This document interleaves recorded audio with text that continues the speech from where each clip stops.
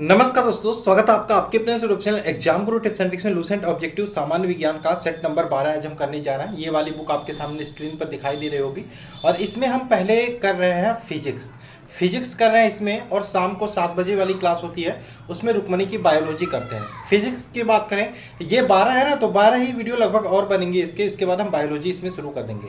आपके सामने कई ऑप्शन है, 25 क्वेश्चन आने वाले हैं रेलवे ग्रुप डी के एग्जाम में। अगर जो मैं बात करूं तो आपको लूसेंट की थ्योरी वाली बुक मैंने बोला सेल्फ से पढ़नी है। लूसेंट की ऑब्जेक्टिव वाली बुक मैं यहाँ पे क्लास में करा ही रहा हूँ। इसके अलावा आप रुक्मणी का जो साइंस की बुक है, तीनों फिजिक्स केमिस्ट्री बायोलॉजी, वो कर लोगे। इसके अलावा हमारा साइंस का पीडीएफ है, ठीक, इसको पढ़ लोगे तो आपका साइंस बाहर नहीं जाएगा, ठीक। और इसके अलावा अभी देखो रेलवे ग्रुप डी का एग्जाम है आपका अगस्त सेकंड वीक के बाद यहाँ पे नोटिफिकेशन रिलीज हो सकता है एग्जाम डेट को लेके। लेकिन उससे पहले आपको पता ऑनलाइन एग्जाम होने और ऑनलाइन प्रैक्टिस सेट कितना जरूरी है, ठीक है। तो मेरा एप्लीकेशन लॉन्च हो चुका है जहां पे आप ऑनलाइन प्रैक्टिस सेट दे सकते हो। लिंक मैं आपको डिस्क्रिप्शन में डाल दूंगा। वैसे प्ले स्टोर पे डायरेक्ट जाके चैनल का नाम exam Guru tips and tricks search करोगे तो मिल जाएगा एप्लीकेशन आपको। वहां पे एक डेमो टेस्ट अवेलेबल है, उसको आप जरूर दो। उसके बाद आपको पसंद आए तो 10 रुपया पर टेस्ट आपको पे करना है, ठीक है। यानी कि टोटल 15 टेस्ट का सेट है। अभी 4 टेस्ट डाले गए हैं, धीरे धीरे डाले जाएंगे, ठीक है। उसमें टोटल कितने 150 रुपए में आपको पे करने हैं, ठीक। चलिए शुरू करते हैं। यहाँ पे कुछ पीडीएफ हमारे जिनके बारे में आपको पता ही होगा। स्टैटिक जीके का कंप्लीट पीडीएफ है 53 टॉपिक का। इसके अलावा स्टैटिक जीके का कोर्स भी आने वाला है जल्दी, ठीक है। पूरा कंप्लीट जो ये टॉपिक है, ये पीडीएफ भी आपको उसके साथ मिलेगा और पूरा वीडियो के माध्यम से कोर्स में मिलेगा जबरदस्त तरीके से, ठीक। चलिए साइंस का पीडीएफ है, इसके बारे में मैंने बात किया था। इसके अलावा टेलीग्राम ग्रुप जो हमारा है ज्वाइन करना मत भूलिएगा। दोनों टेलीग्राम ग्रुप का लिंक वीडियो के नीचे मैंने डिस्क्रिप्शन में दे दिया। चलिए शुरू करते हैं। यहाँ पे पहला प्रश्न आपके सामने स्क्रीन पर दिखाई दे रहा है। स्टेथोस्कोप ध्वनि के किस सिद्धांत पर कार्य करता है? स्टेथोस्कोप क्या बोलते हैं भाई? डॉक्टर्स जो कान में लगाते हैं कुछ इस प्रकार से, हम आला बोलते हैं, कुछ इस प्रकार से होता है। ये किस सिद्धांत पर कार्य करता है? ठीक है, स्टेथोस्कोप। तो ध्यान रखिएगा, स्टेथोस्कोप जो होता है वो ध्वनि के परावर्तन सिद्धांत पर कार्य करता है। ऑप्शन नंबर ए इसका राइट आंसर होगा। स्टेथोस्कोप ध्वनि के परावर्तन के सिद्धांत पर कार्य करता है। चलिए क्वेश्चन नंबर 2 की बात करें। प्रतिध्वनि तरंगों के किस कारण से उत्पन्न होता है? प्रतिध्वनि तरंगों के किस गुण के कारण उत्पन्न हो सकता है? इसका आंसर ये बताइए। यहाँ पे डॉट है यानी कि रिक्त स्थान की पूर्ति है। प्रतिध्वनि तरंगों के किस कारण से उत्पन्न? देखो परावर्तन, इसका भी राइट आंसर होगा। यानी कि प्रतिध्वनि इको कब होगी? जब ध्वनि परावर्तित होकर वापस आएगी तो हमारा क्या होगा? प्रतिध्वनि होगा, इको होगा। क्वेश्चन नंबर 3 की बात करें। 3 क्या है भाई? सोनार अधिकांशतः प्रयोग में लाया जाता है। सोनार अधिकांशतः प्रयोग में लाया जाता है, तो इसका आंसर हो जाएगा नौ संचालकों द्वारा समुद्र की गहराई मापने में भी इसका प्रयोग करते हैं। ऑप्शन नंबर डी इसका राइट आंसर हो जाएगा। क्वेश्चन नंबर बात करें 4 क्या है भाई? अनुरणन काल तथा हाल के आयतन के बीच संबंध का प्रतिपादन किसने किया था? अनुरणन काल तथा हाल के आयतन के बीच संबंध का प्रतिपादन किसने किया था? तो ये किया था सेबिन ने। किसने किया था? सेबिन ने। ऑप्शन नंबर सी इसका राइट आंसर हो जाएगा। चलिए क्वेश्चन नंबर 5 की बात करें। गूंजहीन हाल डेड हॉल का अनुरणन काल कितना होता है? डेड हॉल या गूंजहीन हाल का अनुरणन काल कितना होता है? तो इसका अनुरणन काल की बात करें 0 होता है। कितना? 0। चूंकि गूंजहीन हाल है इसलिए इसका अनुरणन काल 0 होता है, ठीक। नेक्स्ट क्वेश्चन की बात करें। Question number 6। जब सेना पुल पार करती है तो सैनिकों का कदम से कदम मिलाकर न चलने का निर्देश दिया जाता है। क्यों भाई? क्यों ऐसा होता है? देखो यहाँ पे पैर अगर जो सैनिक जो होते हैं कदम से कदम मिलाकर चलेंगे तो पैर से जो उत्पन्न अनुनाद होगा ना, उसके कारण पुल टूटने का डर रहता है। अनुनाद क्या होता है? जब किसी वस्तु के सीधा अनुनाद का एक लाइन का है आपका डेफिनेशन। जब किसी वस्तु के कंपनों की स्वाभाविक आवृत्ति किसी चालक बल के कंपनों की आवृत्ति के बराबर होती है तो वह बहुत अधिक आयाम से कंपन करने लगती है। इसे ही अनुनाद कहते हैं। इसी कारण से जब सेना पुल पार करती है या फिर कोई भी आर्मी कोई भी मतलब कदम ताल नहीं चल सकते आप ज्यादा लोग, ठीक है। इससे क्या होगी भाई? मैंने बताया एग्जांपल, इससे पुल टूटने का डर रहेगा, ठीक है। जब बहुत अधिक आयाम से कंपन करने लगेगी तो पुल टूटने का डर रहता है। ऑप्शन नंबर इसका बी राइट आंसर हो जाएगा, ठीक है। आगे चले भाई, क्वेश्चन नंबर 7 की बात कर लेते हैं। हम रेडियो की घुंडी घुमाकर विभिन्न स्टेशनों का कार्यक्रम सुनते हैं, संभव है कैसा? तो अब तो आज के जनरेशन में बात करें, रेडियो से परिचित ही नहीं है। रेडियो होता क्या है?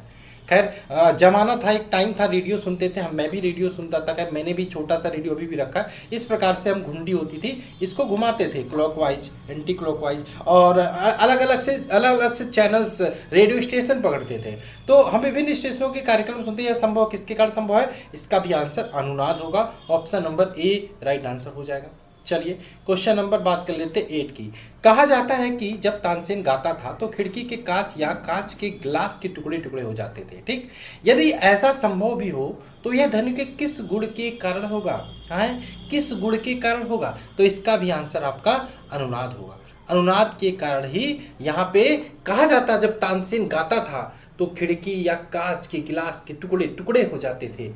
ठीक है, किस गुण के कारण होता था? अनुनाद। ऑप्शन नंबर सी इसका राइट आंसर होगा। ठीक है, नेक्स्ट क्वेश्चन की बात करें। जब हम जल के नीचे सुराही भरने के लिए रखते हैं तो जैसे ही सुराही भरती जाती है वैसे वैसे हमें एक विशेष प्रकार की ध्वनि सुनाई देती है। इसका क्या कारण होगा भाई? जैसे जैसे हम सुराही को भरते हैं, ठीक है, एक विशेष प्रकार की ध्वनि सुनाई देती है। तो इसका भी आंसर आपका अनुनाद ही होगा। Option number C right answer होगा। ठीक, क्वेश्चन नंबर 10 की बात करें। 10 क्या है भाई? 10 है आपका रेडियो का समस्वरण स्टेशन किसका उदाहरण है? तो ये अभी हमने बात किया था क्वेश्चन नंबर 7 में। ठीक है, तो ये भी आपका अनुनाद का उदाहरण है। Option number B right answer होगा। ठीक है, सारे अनुनाद के क्वेश्चन याद हो गए होंगे। ठीक है, क्वेश्चन नंबर 11 की बात करें। जब किसी स्थान पर 2 लाउड स्पीकर साथ बजते हैं, ठीक है, तो किसी विशेष स्थान पर बैठे श्रोता को इनकी ध्वनि सुनाई नहीं देती। इसका क्या कारण होगा? तो इसका आंसर होगा आपका व्यतिकरण। व्यतिकरण यानी कि ऑप्शन नंबर 20 का राइट आंसर होगा। क्वेश्चन नंबर बात करें 12 की बात करें। समुद्र से बड़े बड़े सायरन बजाकर जहाजों को संकेत भेजे जाते हैं। कभी कभी जहाज नीरव क्षेत्र या साइलेंस जोन में पहुंच जाते हैं जहां सायरन की ध्वनि सुनाई नहीं देती। ये नीरव क्षेत्र ध्वनि के तरंगों के किस गुण के कारण निर्मित होते हैं? तो ध्यान रखिएगा, ये जो नीरव क्षेत्र होते हैं ध्वनि के व्यतिकरण के कारण ही निर्मित होते हैं। Option number B right answer होगा। चलिए क्वेश्चन नंबर बात करें 13। जब हम कमरे के अंदर बैठे रहते हैं तो यद्यपि हम बराबर कमरे के यानी कि बगल वाले कमरे की बातचीत करने वाले के व्यक्ति को देखते नहीं है, परंतु उनकी आवाज़ अवश्य सुन लेते हैं। इसका क्या कारण होता है? तो इसका आंसर होगा आपका, किस कारण से आप सुन लेते हो? विवर्तन के कारण। विवर्तन यानी कि ऑप्शन नंबर इसका आपका परावर्तन, व्यतिकरण, अपवर्तन। इसका आंसर होगा जब हम बंद कमरे के अंदर, जब हम बराबर कमरे में बैठे व्यक्ति की बातें सुन लेते हैं। ठीक है, इसका आंसर होगा आपका अपवर्तन। अपवर्तन यानी कि ऑप्शन नंबर सी इसका राइट आंसर हो जाएगा। ठीक, ध्यान रखिएगा। आगे चले क्वेश्चन नंबर 14 की बात करें। किसी ध्वनि स्रोत की आवृत्ति में होने वाले उतार चढ़ाव को क्या बोलते हैं? किसी ध्वनि स्रोत की आवृत्ति में होने वाले उतार चढ़ाव को बोलते हैं डॉपलर प्रभाव। Option number B right answer होगा, डॉपलर प्रभाव। चलिए क्वेश्चन नंबर 15 की बात करें। डॉपलर प्रभाव किससे संबंधित है? तो डॉपलर प्रभाव, ध्यान रखिएगा, अभी हमने ध्वनि की बात की तो ये ध्वनि से ही संबंधित है। Option number A right answer होगा। क्वेश्चन नंबर 16 की बात करें। पास आती हुई रेलगाड़ी की सीटी की आवृत्ति या तीक्ष्णता बढ़ती जाती है, ऐसा किस घटना के कारण संभव होता है? यानी कि अगर जो आप यहाँ खड़े हो स्टेशन पर, रेलगाड़ी आ रही है तो उसकी आवाज़ या सीटी की आवृत्ति बढ़ती जाएगी, और जैसे रेलगाड़ी पीछे इधर जाएगी तो आवृत्ति घटती जाएगी। तो ऐसा डॉपलर के प्रभाव के कारण ही संभव है। Option number B right answer हो जाएगा। चलिए नेक्स्ट क्वेश्चन की बात करें। क्वेश्चन नंबर आपका 17 है। आर्द्र वायु में ध्वनि का वेग शुष्क वायु की तुलना में अधिक होता है। क्यों भाई आर्द्र वायु में क्या होता है ऐसा?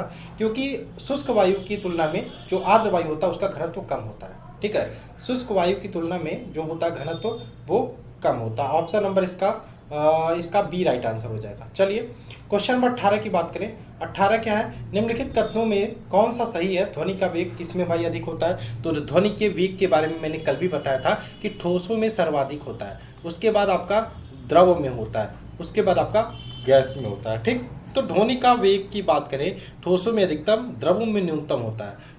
नहीं, ये नहीं होगा। ठोसों में अधिकतम और गैसों में न्यूनतम होता है। ठीक है, ऑप्शन नंबर डी इसका राइट आंसर हो जाएगा। ठीक है, ऑप्शन नंबर डी इसका राइट आंसर हो जाएगा।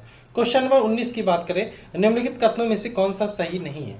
निम्नलिखित कथनों में से कौन सा सही नहीं है? इसका आंसर क्या होगा? देखो यहाँ पे बात करें, जो तरंगों से क्वेश्चन पूछे जाते हैं, एक तो होता है अपश्रव्य तरंगे जिसे बोलते हैं इंफ्रासोनिक बोलते हैं। ठीक, एक तो होता है आपका श्रव्य तरंगे जिनको बोलते हैं ऑडिबल वेव्स, जिनको मनुष्य सुन सकता है, ऑडिबल वेव्स। एक तो होती है पराश्रव्य पराश्रव्य जिन्हों बोलते हैं अल्ट्रासोनिक, अल्ट्रासोनिक। ठीक है, अपश्रव्य की बात करें, अपश्रव्य की बात करें अगर जो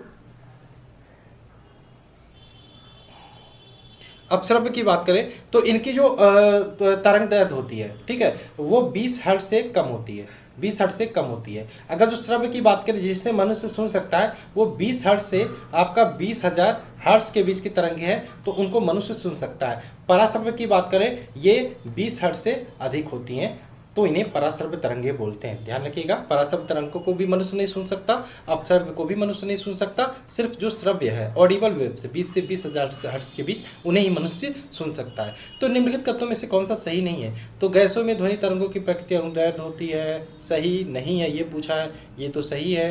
ठीक है, 20 हर्ट्ज से कम आवृत्ति की ध्वनि तरंगे पराश्रव्य तरंगे होती हैं, 20 हर्ट्ज से कम, ये आपका सही नहीं है। ठीक है, ये आपका सही नहीं है।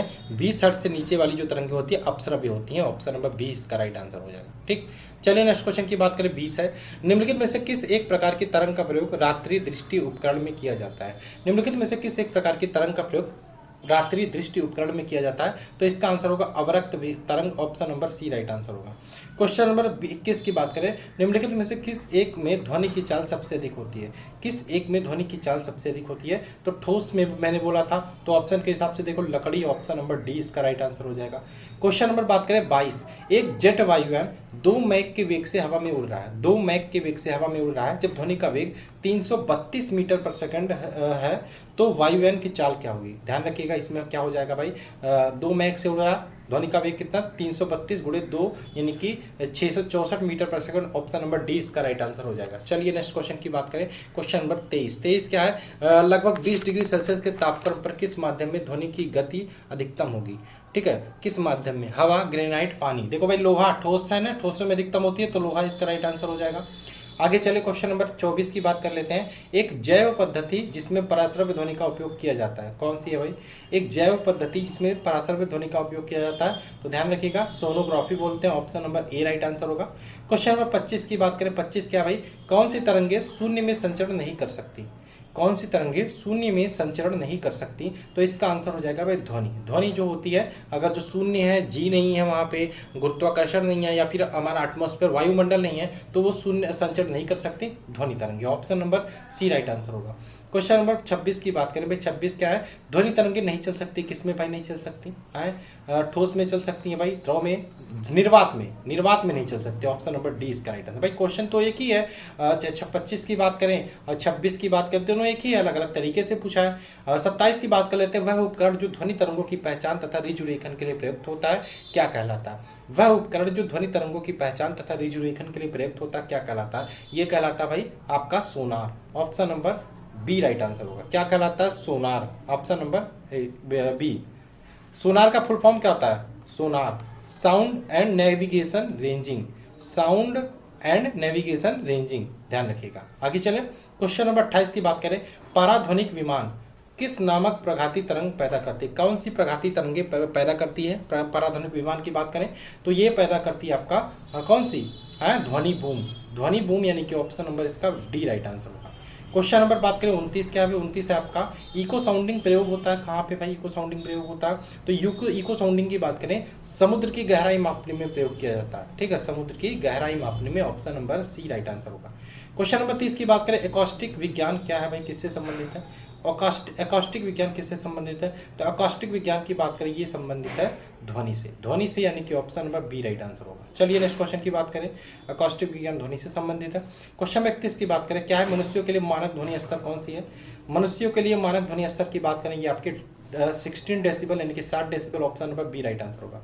क्वेश्चन नंबर 32 की बात करें, निगमन वस्तुओं का पता लगाने के लिए प्रयोग किए जाने वाले उपकरण को क्या कहते हैं?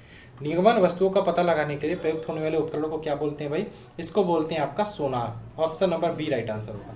क्वेश्चन नंबर 33 की बात करें, मेघ गर्जन सुनने पर व्यक्ति अपना मुंह खोलता है जिससे कि क्या हो सके? देखो, मेघ गर्जन जो होता है बहुत तेजी से साउंड आता है, जिससे कड़पटल पर दबाव पड़ता है। दोनों, इसे मुंह खोलने से क्या होता है? दोनों कानों के कड़पटल वायुदाब के बराबर, दाब जो दाब होता है वायुदाब के बराबर हो जाता है। Option number B right answer होगा। नेक्स्ट क्वेश्चन की बात करें, क्वेश्चन नंबर 34 है, वायु के तापमान में परिवर्तन से ध्वनि का निम्नलिखित में से कौन सा गुण प्रभावित होता है? वायु के तापमान में परिवर्तन से ध्वनि का निम्नलिखित में से कौन सा गुण प्रभावित होता है? तो प्रभावित होता आवृत्ति, यानी कि option number C right answer होगा। क्वेश्चन नंबर 35 की बात कर लेते हैं।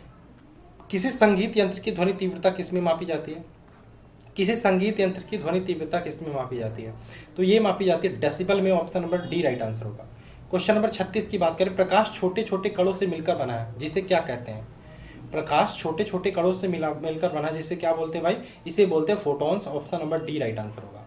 नेक्स्ट क्वेश्चन की बात करें 37, प्रकाश तरंग किस प्रकार की तरंग होती है? प्रकाश तरंग किस प्रकार की तरंग होती हैं? तो प्रकाश तरंग की बात करें अनुप्रस्थ तरंगे होती हैं, option number A right answer होगा, अनुप्रस्थ। नेक्स्ट क्वेश्चन की बात करें 38 क्या भाई? प्रकाश का तरंग सिद्धांत किसके द्वारा प्रस्तावित किया गया है? प्रकाश का तरंग सिद्धांत किसके द्वारा प्रस्तावित किया गया है? तो प्रकाश का तरंग सिद्धांत की बात करें हाइगेंस के द्वारा प्रतिस्थापित किया गया, option number B right answer होगा। क्वेश्चन 39 की बात करें, निम्नलिखित में से कौन सी परिघटना यह निर्णय लेने में सहायक होती है कि प्रकाश एक अनुप्रस्थ तरंग है?